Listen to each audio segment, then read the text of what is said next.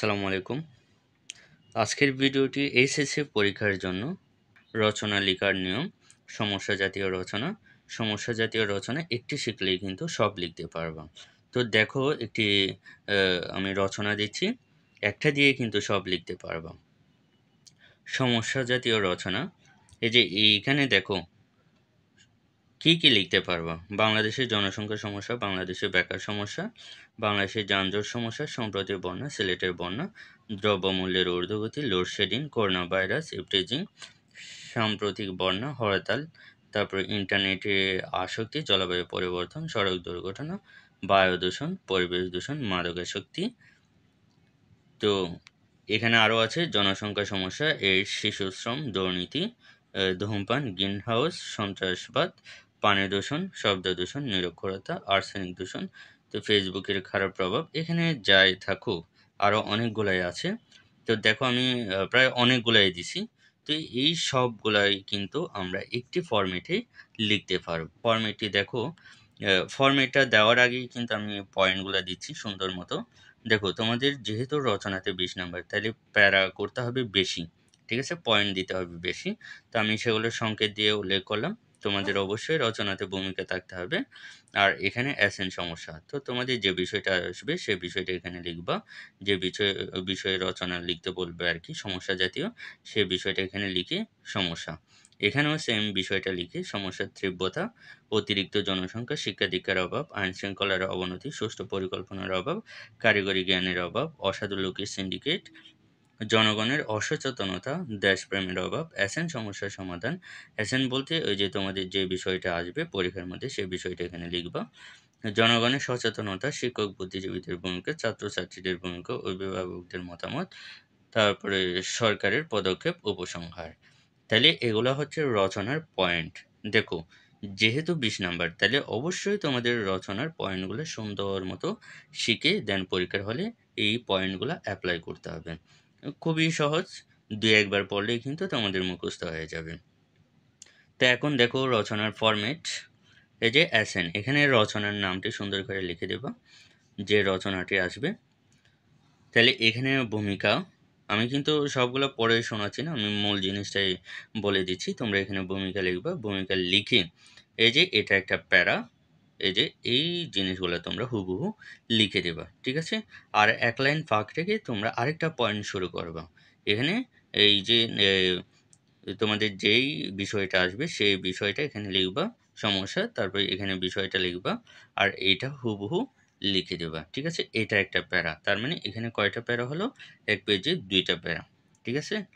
তারপরে দেখো এই যে এটা একটা প্যারা, তোমরা এটা সুন্দর করে লিখবা। লিখে এই যে এখানেও অ্যাসেন বলতে আমি কি বোঝাচ্ছি, দেখো অ্যাসেন বলতে এখানে তোমাদের যে বিষয়টা আসবে, রচনা যেটা আসবে সেই রচনার নামটি এখানে লিখে দেবা, ঠিক আছে। এখানে এখানে এখানে এগুলাতে রচনার নাম লিখবা। তাহলে এখান থেকে শুরু করে এটুকু পর্যন্ত হুবহু তোমরা লিখে দিবা, ঠিক আছে। এটা একটা পয়েন্ট। তারপরে দেখো জনসংখ্যা, অতিরিক্ত জনসংখ্যা দিয়ে তোমরা এই জিনিসগুলো হুবহু লিখে দেবা। আর এর জায়গায় কি করবা, রচনার নামটি লিখবা। শিক্ষাধিকার অভাব, এটা একটা পয়েন্ট, সুন্দর করে লিখবা। এর জায়গায় বিষয়টা লিখবা আর এগুলো হুবহু লিখে দেবা। তারপরে আইন শৃঙ্খলার অবনতি, এটা একটা প্যারা, এটা একটা পয়েন্ট। তাহলে এই প্যারা জন্য তোমরা এগুলো হুবহু লিখে দেবা আর এখানে এর জায়গায় বিষয়টা উল্লেখ করে দেবা। তারপরে সুষ্ঠু পরিকল্পনার অভাব, এখানে এর জায়গায় তোমরা রচনার নামটি লিখে দেবা আর এটা হুবহু লিখে দেবা। কারিগরি জ্ঞানের অভাব, এটা একটা পয়েন্ট, তাহলে এগুলো হুবহু লিখে দেবা। এর জায়গায় কি করবা, অবশ্যই রচনার নামটি লিখে দেবা। তারপর অসাধু লোকের সিন্ডিকেট, এটা একটা পয়েন্ট, তাহলে এই পয়েন্টের জন্য এগুলো হুবহু লিখে দেবা। তারপর জনগণের অসচেতনতা, এটা একটা পয়েন্ট, এই পয়েন্টের জন্য তোমরা এগুলো হুবহু লিখে দেবা। আর প্রত্যেকটা পয়েন্টের পরেই কিন্তু তোমরা একটু 1 লাইন বা 2 লাইন ফাঁক রেখে প্যারা আকারে করবা, ঠিক আছে। তারপর দেখো দেশপ্রেমের অভাব বলে এই পয়েন্টটা লিখবা। তারপর এখানে হুবহু এই জিনিসগুলো লিখে দেব। তারপর অ্যাসেন সমস্যার সমাধান, এখানে রচনার নামটি লিখবা। তারপরে সমস্যার সমাধান, এখানেও সেম, রচনার নামটি, আর বাকিগুলো হুবহু বসিয়ে দেবা। ঠিক আছে? তারপর জনগণের সচেতনতা, এই যে এটা লিখে তারপর এই লেখাগুলো হুবহু লিখে দেবে। এটা একটা পয়েন্ট। শিক্ষক বুদ্ধিজীবীদের ভূমিকা, এটা একটা পয়েন্ট। এটা লিখে সুন্দর করে এগুলো হুবহু লিখে দেবা।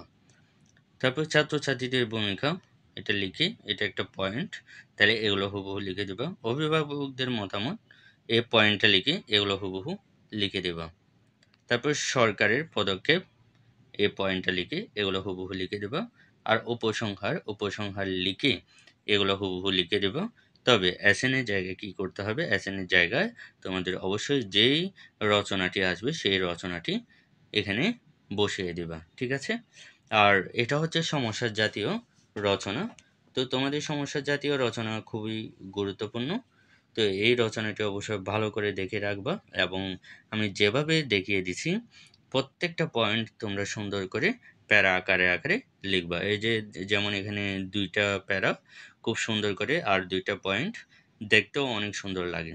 তো যেহেতু তোমাদের 20 নাম্বার, তো তোমাদের অবশ্যই টার্গেট রাখতে হবে। তো 18 এবং 19 নাম্বার এই রচনার মধ্যেই তুলতে হবে। তো সেজন্য একটু সুন্দর করে সাজিয়ে গুছিয়ে লিখতে হবে। তো এইটা শিখলেই কিন্তু তোমরা অনেক ধরনের সমস্যা জাতীয় রচনায় কিন্তু লিখতে পারবা। ঠিক আছে?